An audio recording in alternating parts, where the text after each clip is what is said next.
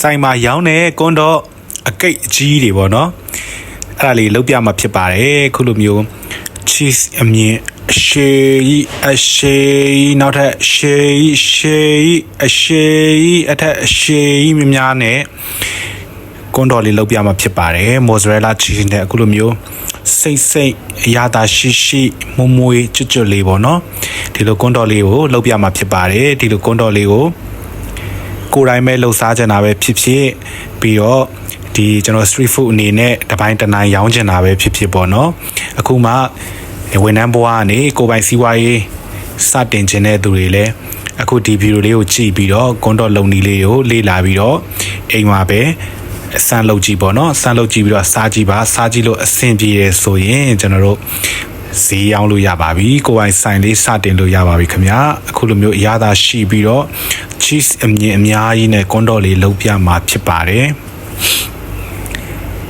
အရန်စားကောင်းပါတယ်စိတ်ပြီးတော့လေသူ့ရဲ့အရာသာပူနွေးစိတ်အပြင်သားကျွတ်နဲ့အထက်ကကြတော့ကျွန်တော်ကြက်ဥချောင်းလေးကလည်းတဝက်ပါသေးတယ်ပေါ့နော်ပြီးရင်အပေါ်က bracket နဲ့အထက်ကမုံနဲ့တာနုညံ့လေးနဲ့တော်တော်စားကောင်းပါတယ်အပေါ်ကနေကျွန်တော်တို့ mayonnaise ရဲ့ခရမ်းချင်းဒီ salt ကတ်ချက်ရဲ့ဆန်ပေးထားပါတယ်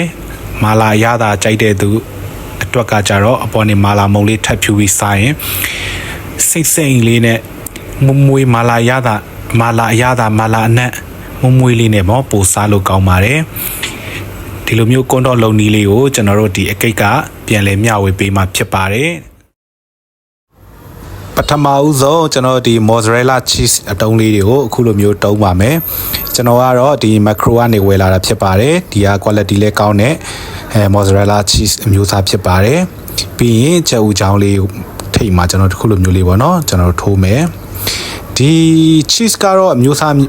ရှိရပေါ့နော်ကျွန်တော်တို့သုံးတဲ့ဟာတွေက Ambro တို့ဒီလိုမျိုးကောင်းတဲ့တစိမ့်လေးပေါ့နော်အခုသုံးထားတဲ့ cheese ကတော့အာလာတစိမ့်ပေါ့နော်ဒီတစိမ့်ကတော့ဈေးကတော့များတယ်ဒါပေမဲ့လည်းအရင်အရသာရှိတယ်ပေါ့စိတ်နေပေါ့နော်ပြီးတော့ခုလိုမျိုးဒုတ်ထိုးမယ်ကျွန်တော်တို့ကြက်ဥချောင်းလေးကိုတပိုင်းဖြတ်ပြီးတော့ပေါ့နော်ဒုတ်ထိုးမယ်ပြီးရင်ကျွန်တော်တို့ဒီမှာမုံနစ်လေးဖြော်ထားတဲ့တဲ့ကိုအခုလိုမျိုးလေးလုပ်မယ်ပေါ့နော်မုံနစ်ထဲမှာတော့ကျွန်တော်နွားနို့ပါတယ်တကြားပါတယ် yeast မုတ်ပါတယ်ပြီးတော့ဂျုံမုတ်ပါတယ်ပေါ့နော်ကြက်ဥလည်းပါပါတယ်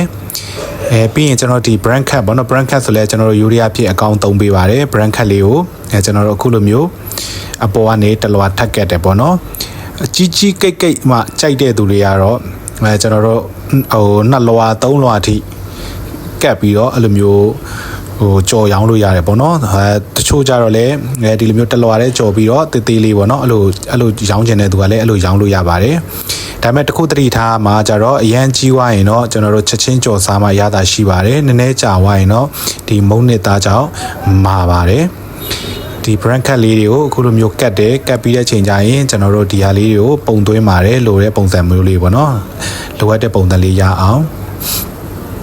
မုံနစ်လေးကိုတစ်ချက်ကြည့်ပါမုံနစ်ဖြော်ထားတဲ့ဟာကကျွန်တော်တို့ဒီ yeast မုတ်ထည့်ထားတဲ့အတွက်အခုပွားစည်းထည့်တဲ့အတွက်အခုပွားလာပါတယ်ပြီးတော့အခုလိုမျိုးချွဲပြစ်လေးနဲ့စီပိုင်လေးဖြစ်ရမှာမယ်ရေထည့်တာများရင်ကျွန်တော်တို့ကနွားနို့ထည့်တယ်ပေါ့နော်နွားနို့ထည့်တာများဝိုင်းရင်လည်းကျဲဝါတတ်ပါတယ်အဲ့တော့ကျွန်တော်တို့အဲ့ဒါလေးကိုသတိထားပြီးတော့မုံနစ်လေးကိုဖြော်ရမယ်ပေါ့နော်အဲ့ဒါမှလည်းကျွန်တော်တို့ဒီစားတဲ့အရာသာကျွန်တော်နွားနို့အရသာစိမ့်လေး cheese ရဲ့အရသာစိမ့်လေးရရှိမှာဖြစ်ပါတယ်ပြီးရင်အခုလိုမျိုးလေးလှအောင်ကျွန်တော်တို့ဒီလက်ကလေးနဲ့ကျွန်တော်ဒီလိုစုပ်နေပြီးတော့ကျွန်တော်တို့ပုံဖော်ပေးရပါတယ်ဒါကတော့ကျွန်တော်နောက်တစ်ထပ်ကတ်တာပေါ့နော်နောက်တစ်ထပ်အပေါ်ကနေကျွန်တော်ကြီးလေးကြိုက်တော့เนาะနောက်တစ်ထပ်ကတ်ပြီးတော့brand cut နေ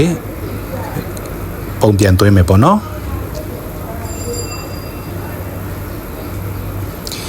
ဒီအားကြတော့ cheese mozzarella cheese မပါတော့ဘူးပေါ့နော်ကျွန်တော်ဒီရိုးကြက်ဥချောင်းဒါဆိုရင်မာလာရတာကြက်ဥချောင်းပေါ့နော်အဲကြက်ဥချောင်းကိုပဲကျွန်တော်တို့ဒီအပေါ်ကနေကျွန်တော်ဆောနာဖြောဆက်ထားတဲ့ဒီဒီအနည်းရည်နဲ့ပြီးရင်ကျွန်တော်ဒီ brand cut လေးတွေပေါ်ပြန်ကတ်ပေးတာဖြစ်ပါတယ်မုံနည်းရည်ပြီးရင်ကျွန်တော်စီပူလာရင်အခုလိုမျိုးကြော်ပါပြီကြော်ရင်လည်းမီးကိုမပြင်းပေါ့နော်အရန်ကြီးလည်းမပြင်းအရန်လည်းမနှဲတဲ့ပုံစံမျိုးနဲ့ကြော်မှအဆင်ပြေမှာပါမီးရန်ပြင်းရင်လည်းအပြင်ကဒူးသွားပြီးတော့အထက်ကမချက်ဖြစ်တတ်ပါတယ်မီးရန်နေရင်လည်း ဒီစီထဲမှာပေါ့နော်ဒီအရေးပျော်သွားပြီးတော့ဒီအကုန်လုံးဒီကတ်ထားတဲ့ဟာတွေရောအကုန်လုံးကွာကျသွားနိုင်ပါတယ်ပြီးတော့ပတ်ကြားအတားတွေလည်းဖြစ်နိုင်တဲ့အတွက်ကျွန်တော်တို့စီကတော့စီချက်အောင်ပေါ့နော်စီချက်အောင်စောင့်စီလေးပူလာပြီဆိုရင်စီစူပြီဆိုရင်ကျွန်တော်တို့ထည့်လို့ရပါပြီဒါပေမဲ့လည်းဆောနာလိုမီးကိုအရန်လဲပြင်းလို့မရဘူးအရန်လဲမီးလျှော့လို့မရဘူးအဲ့ရလေးတော့တတိထားပြီးမှကြော်ရမှာဖြစ်ပါတယ်ပြီးရင်ကျွန်တော်တို့ဒီအပေါ်ကနေ topping ပေါ့နော်မယိုနီစ်လေးတွေကိုအခုလိုမျိုးဆန်းပေးပါတယ်မယိုနီစ်ကြိုက်တဲ့သူကတော့ရွှေရွှေလေးဆန်းလို့ရပါတယ်အချင်တက်ပါတဲ့အတွက်မကြိုက်တဲ့သူကတော့ရှော့ပြီးဆန်းပါပြီးရင်ကျွန်တော်တို့ ketchup ပေါ့နော် tomato ketchup ပေါ့ခင်းကျင်သည့် sauce လေးကိုအခုလိုအပေါ်ကနေဆန်းပေးပါတယ်ဆန်းတဲ့ခါလေးဒီရောင်းတန်းဝင်အောင်လှလှလေးဖြစ်အောင်တေချာလေးဆန်းရပါတယ်မာလာကြိုက်တဲ့သူမာလာရတာကြိုက်တဲ့သူကတော့မာလာအမုံလေးဖြူပြီးတော့စားလို့ရပါတယ်ရိုးရိုးအချိုအဆက်မကြိုက်တဲ့သူအချိုကြိုက်တဲ့သူကတော့ဒီတိုင်းစားရင်ရပါတယ်ဟုတ်ကဲ့ရပါပြီဗျာရတာရန်ရှိပြီးတော့အခုလို cheese အမြင်တန်းအကြီးနဲ့ကွန်တော်လေးရပါပြီကျွန်တော်တို့အကိစနက်ကမိသားစုလေးကကျွန်တော်တို့အားလုံးအဆင်ပြေအောင်ပြန်လဲမျှဝေပေးတာဖြစ်ပါတယ်အခုလိုမျိုးကျွန်တော်ပြထားတဲ့နီးစနစ်လေးကိုကြည့်ပြီးတော့အိမ်မှာလှုပ်ပြီးတော့ရောင်းရင်မိသားစုတစ်ပိုင်းတစ်နိုင်ဝင်ငွေလေးတွေလည်းတိုးပွားနိုင်ပါတယ်ကျွန်တော်တို့ဝန်ထမ်းဆိုလဲကျွန်တော်တို့ဒီဝန်ထမ်းဘဝကနေကိုယ်ပိုင်စီးပွားရေးလေးစတင်ခြင်းတဲ့သူတွေဒီလာစာနဲ့အပြင်အပြင်အပေါ်ဝင်ငွေလေးရချင်တဲ့သူတွေကလည်းစတင်ပြီးတော့အခုလိုမျိုးလုပ်ပြီးရောင်းလို့ရပါတယ်ဒီကွန်တော့ဆိုရင်ကျွန်တော်ဒီရန်ကုန်မှာအခုရောင်းနေတာဆိုရင်တော်တော်ရောင်းရပါတယ်တချို့ပွဲတွေဆိုရင်အချောင်း100နေရာမကရောင်းရပါတယ်ပွဲတော်ရက်တွေဆိုရင်ကျွန်တော်တို့ပွဲ3-4ပွဲယူရင်တပွဲကိုအနည်းဆုံး90နေ100ကြားရောင်းရပါတယ်ကျွန်တော်လိုမျိုးလေးလဲဒီလိုမျိုးအရသာရှိရှိနဲ့ဒီကွန်တော်လေးတွေကိုရောင်းချနိုင်အောင်လို့ကျွန်တော်လမ်းညွှန်ပေးတာဖြစ်ပါတယ်ဒီထဲမှာမရှင်းတာရှိရင်လည်းကျွန်တော်ရှီကိုဒီမှာလာမေးလို့ရပါတယ်ခင်ဗျာဒီကျွန်တော်ရဲ့ channel လေးကိုလည်း subscribe လေးလုပ်ထားပေးပြီးတော့ကျွန်တော်တို့ဒီမှာ comment လေးမှာလာပြီးသိချင်တာလေးတွေလည်းမေးလို့ရတယ်ပြီးရင်ဒီအသုံးတဲ့ပစ္စည်းတွေပြီးကြော်တဲ့ကန်တွေစီတွေဒီ cheese တွေ mayonnaise တွေဒီသုံးတဲ့ဟာတွေအကုန်လုံးပေါ့နော်ဘယ်မှာဝယ်ရတယ်ပြီးရင်ဘယ်နေရာဈေးပိုတန်နေပေါ့နော်အဲ့လိုမျိုးလေးတွေလည်းသိချင်တယ်ဆိုရင်လည်းကျွန်တော်ရှီလာမေးလို့ရပါတယ်เนาะကျွန်တော်သိသလောက်လေးပြောပြပါမယ်တချို့တကယ်စီးပွားရေးလုပ်ချင်တဲ့တကယ်ဒါလုပ်ရောင်းချင်တဲ့အသေးစိတ်ဒီသေးသိချင်တယ်ဆိုရင်ကျွန်တော်ကဒီကျွန်တော်ရဲ့ဖုန်းနံပါတ်လေးရှိရပေါ့နော်အဲ့ဒီဖုန်းနံပါတ်ရဲ့ Viber မှာပဲဖြစ်ဖြစ်ပေါ့ဖုန်းခေါ်ပြီးတော့ပဲဖြစ်ဖြစ်ကျွန်တော်ရှီမေးလို့ရပါတယ်ကျွန်တော်ဘယ်လိုလုပ်ရတယ်လဲပေါ့နော်ကျွန်တော်သိသလောက်လေးတွေမျှဝေပေးမှာဖြစ်ပါတယ်ကျွန်တော်ရဲ့ဖုန်းနံပါတ်လေးကိုမှတ်ထားပါ39 63လုံး93လုံး144ဖြစ်ပါတယ် Viber လည်းသုံးပါတယ်09666999 144မှာဆက်ပြီးတော့လည်းသိချင်တာတွေမေးလို့ရပါတယ်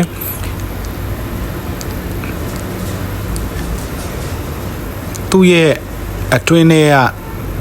ဘယ်လောက်ထိနူးညံ့သွားလဲဆိုရင်ဒီမှာ cheese အမြင်တန်းလေးတွေထွက်ပြီးတော့ဗောနော်ဒီအတွင်းသားလေးတွေဆိုတာကြိုက်လိုက်တာနဲ့တခါလေးအိကြပြီးတော့ဗောနော်ကျွတ်ရွာပြီးတော့တော်တော်လေးအရသာရှိပါတယ်အပေါ်ကနေလည်း mayonnaise တွေကျွန်တော်တို့ကဒီ ketchup တွေလည်းစမ်းထားတာဖြစ်တော့ပို့ပြီးတော့ဒီအပြင်သားကလည်းအရသာရှိအထက်ကလည်းအရသာရှိအဲ့လိုအရသာလေးဗောနော်မာလာရသာကြိုက်တဲ့သူဆိုရင်တော့အပြင်ဘက်ကဒီမှုမွေးဆက်ဆက်လေးပေါ့နော်ပြီးတဲ့ချိန်ကျတော့ကျွတ်ရွာလေးနဲ့အထက်ကစိမ့်စိမ့်လေးရတာလေးပေါင်းဆက်ထားတော့တော်တော်လေးကောင်းတယ်တော်တော်လေးလည်းရောင်းရတယ်ကွန်တော်လေးဖြစ်ပါတယ်ကွန်တော်လေးကျွန်တော်ရှိမှာတော့2မျိုးရှိရပေါ့နော်ဒါကကြတော့ကျွန်တော်တို့ mozzarella cheese နဲ့เนาะကျွန်တော်တို့ကြက်ဥချောင်းနဲ့ mozzarella cheese တဝက်ကြက်ဥချောင်းတဝက်နဲ့ကွန်တော်ဖြစ်ပါတယ်ပြီးရင်ဒီဟာအပြင်ကျွန်တော်နောက်ထပ်ရောင်းနေဟာကြတော့ cheese ကြက်ဥချောင်းကိုပဲကျွန်တော်တို့ဒီလိုမျိုး branket လေးတွေကတ်မုံနေလေးတွေကတ်ပြီးတော့ရောင်းတယ်cheese ကွန်တော်လည်းရှိပါတယ်ပြီးရင်ကျွန်တော်တို့ရိုးရိုးကွန်တော်လည်းရှိပါတယ်ကျွန်တော်3မျိုးရောင်းပါတယ်အရောင်းရဆုံးကတော့ကျွန်တော်တို့ဒီ mozzarella cheese ကွန်တော့ဗောနော်။ဘာကြောင့်လဲဆိုတော့သူတို့ဒီလိုမျိုးဒီအထက်က cheese ကိုအမြင်တမ်းလေးထွက်တဲ့ cheese ကိုသူတို့ကကြိုက်ကြတာဗောနော်။အဲ့တော့ဒီဟာကတော့အရောင်းရဆုံးဖြစ်ပါတယ်။တခြားသူတွေစားတော့ဗောနော်သူတို့ဒီရင်းကြီးတွေကတ်ပြီးတော့ရောင်းတဲ့ကွန်တော်လေးတွေလည်းရှိတယ်တချို့ကြတော့ဒီအာလူကတ်ပြီးရောင်းတဲ့ကွန်တော်လေးရှိရဗောနော်ဒါပေမဲ့ဒီအခုမှစပြီးစီးပွားရေးလုပ်မဲ့ဆိုရင်တော့အဲ့ဒါလေးတွေကမရောင်းသင့်ပါဘူးခင်ဗျာပစ္စည်းလောက်ရတာလည်းလက်ဝင်တယ်ဗောနော်ခက်ခဲတယ်အဲ့ဒါကြောင့်ပါကျေးဇူးအများကြီးတင်ပါတယ်